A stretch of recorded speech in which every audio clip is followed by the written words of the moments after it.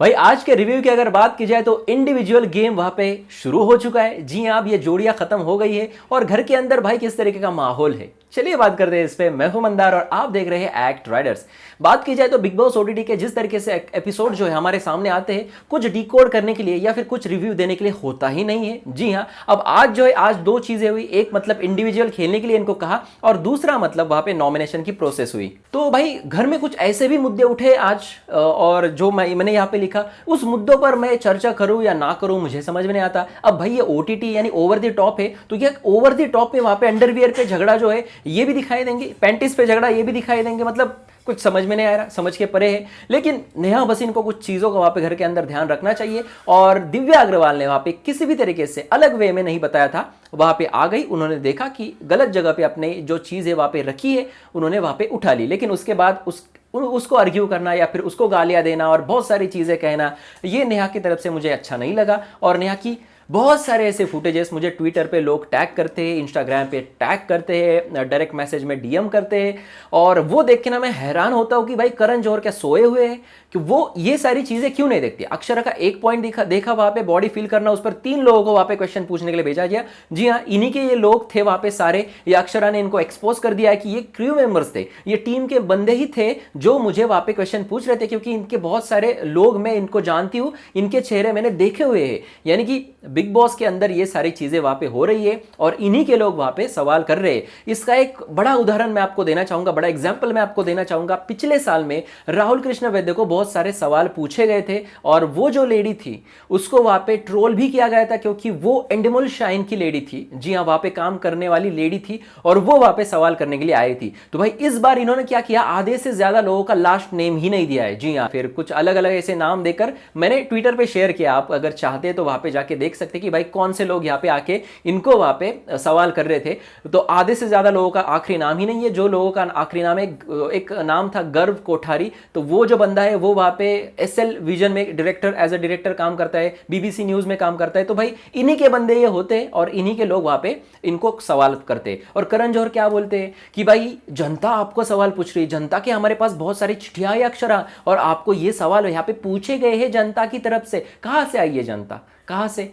हमने कहा बताइए आपका, आप लेटर बॉक्स बताइए कि आपको वहां पे अगर चिट्ठी भेजनी है तो कौन से लेटर बॉक्स में जाके क्या वहां पे एड्रेस लिखना है, कुछ पता है? किसी को कुछ नहीं पता। तो ये जो सारी चीजें यहाँ पे बायस स्टोरी, ये अक्षरा ने भी कहा, ये लोग भी वहां पे ट्रेंड करे, अनफेयर इविक्शन ऑफ अक्षरा इस तरीके से वहां पे ट्रेंड भी ट्विटर पे हुआ था। जी हाँ, बहक गया था मैं।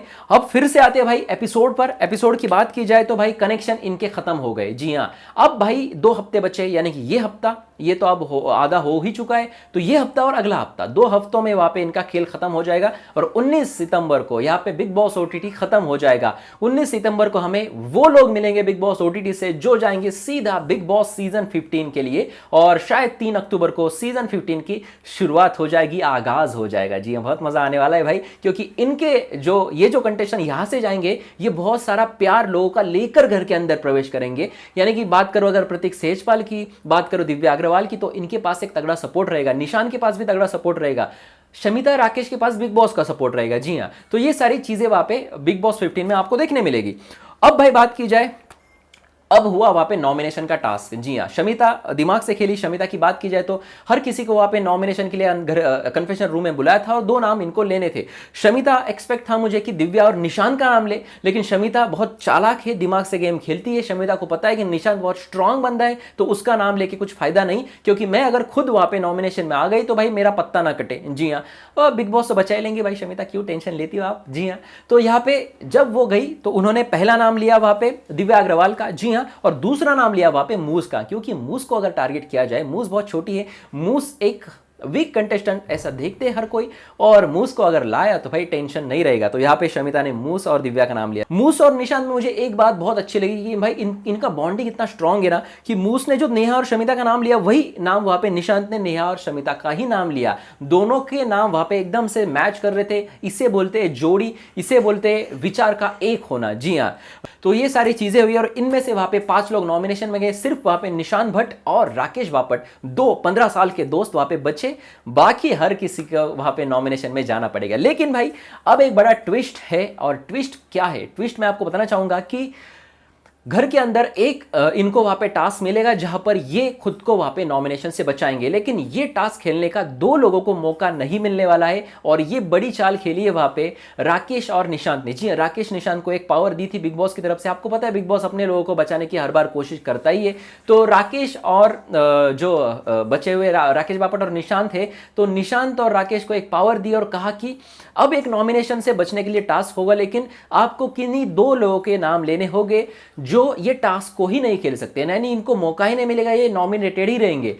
यहां पर आपसी सहमति नहीं हो रही थी बहुत सारे नामों के बीच, और इन लोगों ने वहां पे बिग बॉस का गेम उन्हीं पे पलट गया है, क्योंकि इन दोनों ने वहां पे प्रतीक सेजपाल और नेहा भसीन का नाम लिया। जिसको वहां पे बचाने की कोशिश वहां पे की जा रही थी वो नहीं बची है, और ये दोनों वहां पे नॉमिनेटेड ही रहेंगे, और बचे हुए 3 सदस्यों में वहां पे नॉमिनेशन से बचने का टास्क होगा। यानी कि दिव्या अग्रवाल, शमिता शेट्टी और मूस में से कोई एक शायद नॉमिनेशन से बचेगा। लेकिन भाई बिग बॉस है, वो एक अलग गेम खेलेंगे और कुछ और रूल्स अपने अपने हिसाब से, उनका घर है, उनकी सारी चीजें वो निकालेंगे और किसी और को बचा ही लेंगे। जी हाँ, और अगर नेहा भसीन सबसे नीचे आती है तो भाई कुछ भी करेंगे, नो एलिमिनेशन करके अगली बार भी भेज सकते। भाई ये बिग बॉस है, इनको कुछ हम बता नहीं सकते। उसके बाद आज के एपिसोड में हमने देखा कि प्रतीक का बहुत झगड़ा हुआ।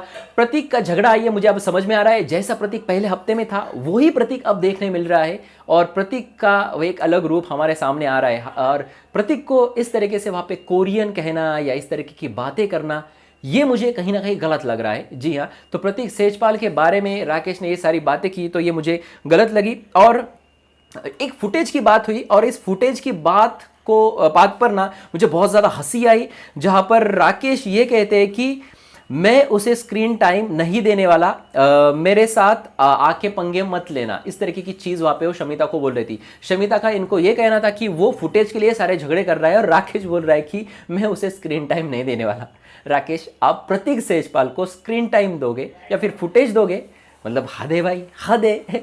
आप कोई फुटेज नहीं मिल रही, आप सिर्फ खाना खा के सो रहे हो, वहाँ पे कुछ आप कर ही नहीं रहे हो, आप शमिता के नीचे दब गए हो, आप शमिता के पपेट बन चुके हो, और आप वहाँ पे प्रतीक को फुटेज नहीं देंगे। अगर आप प्रतीक को तू मैं नहीं की होती तो आज के एपिसोड में आप कोई फुटेज नहीं मिलता भाई। सिंपल सी बात है। तो ये सारी चीज़ें हैं। उसके बाद में अगर देखा जाए तो नेहा का झगड़ा हुआ और नेहा बहुत रोई यार। लास्ट में ना मैं इमोशनल हुआ था, मैं रोते रोते मेरे 3-4 नैपकिन जो गीले हो चुके, और इतना दुख हुआ।